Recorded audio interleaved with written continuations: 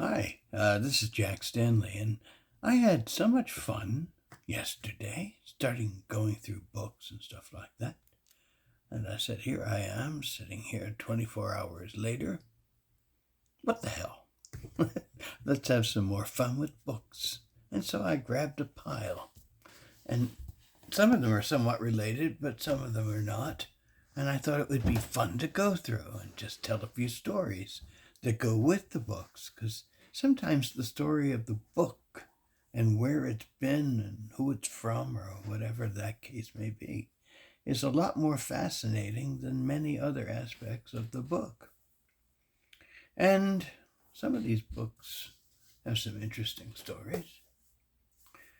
This is a book called The Child, Child of the Wind. And it was written by one of the assistants to Raoul Wallenberg during World War II. And I got to know her, and, she sent me letters and stuff like that. And her name was Agnes Adachi, and she had gone through the Holocaust, and it was pretty awful. And she kept hidden during this whole thing that was going on, and was in the resistance movement. I mean, really fascinating story. And she survived, and then she went to work with trying to free a lot of the Jews when dealing, and of course Russia got a hold of him, and that pretty much ended everything, you might say. But she wrote all about that. It was rather fascinating. And it was always fascinating to talk to her and ask her questions. That's what history is really kind of fun, when you get to talk to the people that are in the book, and you can get a perspective. Because a lot of times you read a book and you say, well, this is what the author thought. But sometimes you'll discover that wasn't at all what the author thought. And that's happened many times.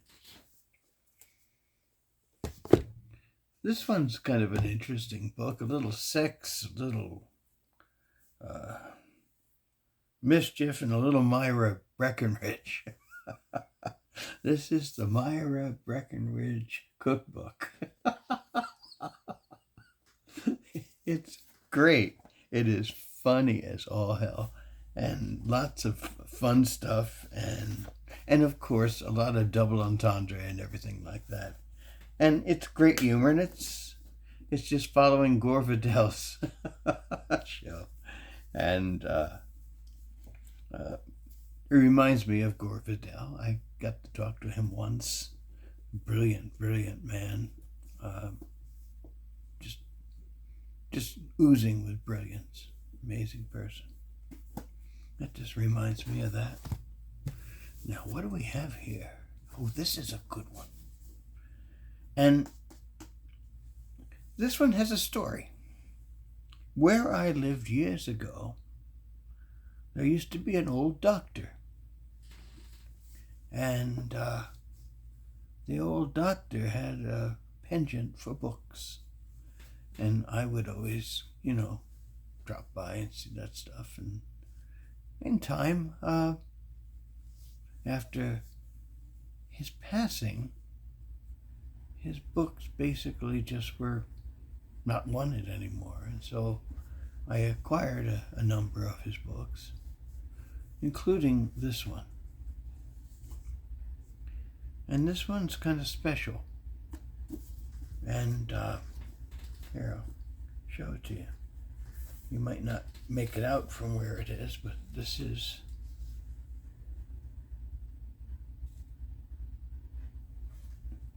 to my good friend, Jim Allen, William Carlos Williams.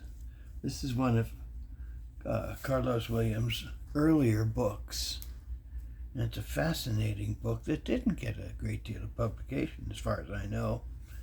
And it was the complete and collective poems of William Carlos Williams, 1906 to 1938. This is the 1938 book of all his poems. It's kind of early and didn't come out at the time when his popularity really took off, which was really into the 40s, into the 50s. That was his peak in many respects. But in the early days, these books didn't sell as well, and so having it autographed and being a rather unusual and rather rare book, that's truly a treasure. Now, what do we have here? Now, this one, this is A Time to Heal, and of course written by Gerald Ford. And the reason I have this is when I got to meet with President Ford, I did lots of things. We did a recording together, and we also had the mayor there and doing stuff, and we filmed a bunch of things, and he made some wax cylinders, and we were, kind of just chatting and whatever. And of course, I brought his autobiography, and I said, Mr. President, could you possibly sign this for me? And his secretary piped up right away and said, leave it on the desk, it'll get signed for you, and then it'll be returned to you. And then the president said, that's okay, I'll take care of it right now. And he walked out and he took the book from me. And then he went into his office and wrote an inscription in the beginning.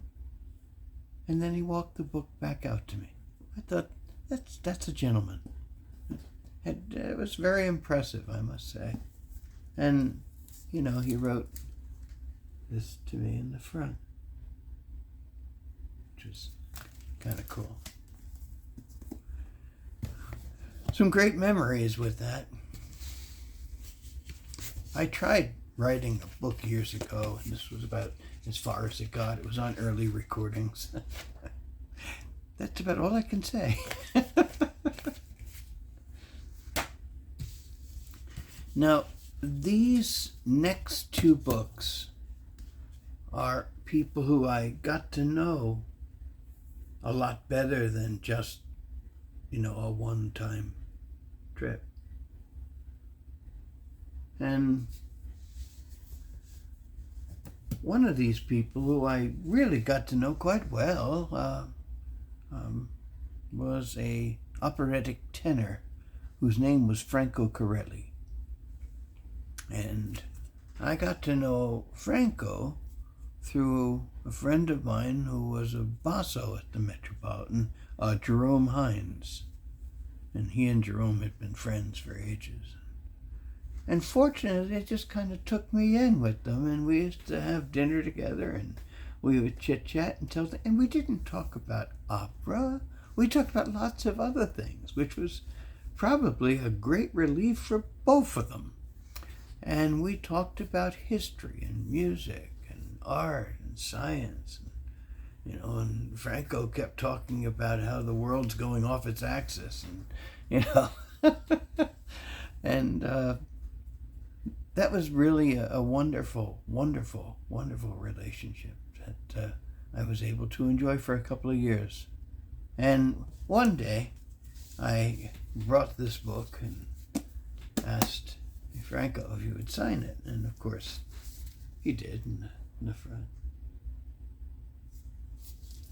And that's a memory of a friend who's long gone now, but I knew him when he was older, and they were two older gentlemen who knew lots about the history of opera, which was what I was more interested in than opera itself. And so we talked a lot about the history of it, and it brings back memories. Now, I did a project where I would record people and put them on wax, and it was a fun project.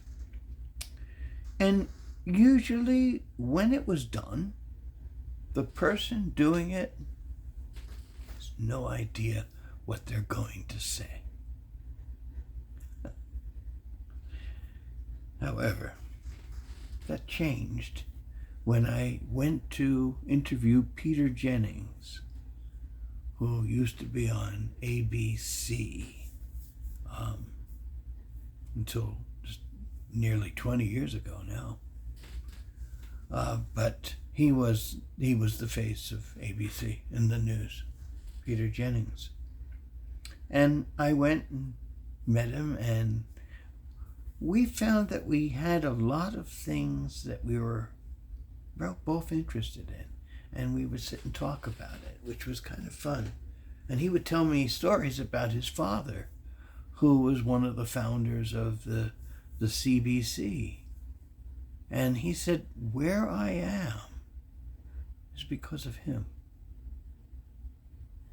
And above his desk at ABC's, going back a long time ago, he had a picture of his father up above his desk, because he said, he's the reason I'm here. And I thought that was really quite fascinating. And he was full of stories, and we talked a lot about innovation and invention, because he was thinking of working on a book a little later in the decade about technology, like he had written the book with Todd Brewster called The Century. Well, he never got to do it because he died in 2005. But I treasure my memories with him. And one day I brought his book and I said, could you please sign this? And he did. And it's kind of big, but let's see if I can do this for the camera.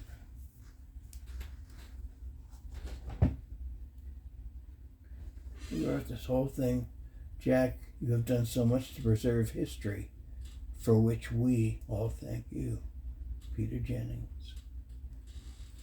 I thought that was really, really nice, because that's what I try to do, and what I've always wanted to do was, preserve history. And the history, I guess I need to start recording and speaking about a lot of this stuff. But these memories of Franco Corelli, and meeting over at Robert Merrill's house and just showing me around and telling stories about his life, and being able to sit there and chit-chat with the 38th President of the United States. And interesting thing, I played a recording of President Theodore Roosevelt at this meeting with President Ford. And I did it symbolically, because for the first time, the 26th president was speaking to the 38th president. First time something like that had ever been done, through the wonder of the phonograph. And I thought this would be very, very important. And I always have thought it was something really important, and Ford thought it was really cool. And I always remember that. That was an amazing moment. Well, there's lots more to talk about with that, but lots of great stories come with all these books. I'll have to get some more and talk some more. Okay? We'll talk to you later. Bye.